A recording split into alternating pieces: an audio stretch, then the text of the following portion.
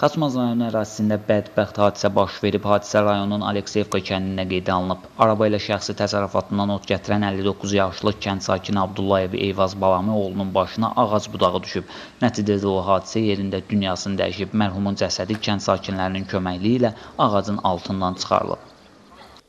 Malları bağlayır, malları arabanla aparır sahəyə bağlamağa, otarmağa. Bağlayıb qayıtanda ot biçib getirib. Ot biçib getirib yoldan keçəndə o nəhəng bir ağac var yolun qırağında, qava ağacı. İri bir budağı qopub, düşüb bunun üzərinə. Üzərinə düşüb, elə həmin momentində də dünyasını dəyişib. Haşalı bir budaqdır, düşüb baş nahiyəsindən ürək nahiyəsinin üstə düşmüşdü. Buradan mən də biz qonşuluq olar getdik köməyə, əllə qaldırma mümkün deyildi. O motor var, ağac kəsəndə motopil deyirik ona.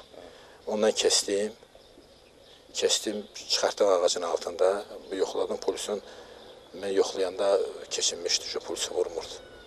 Hazırda faktla bağlı araşdırmalar davam etdirilir.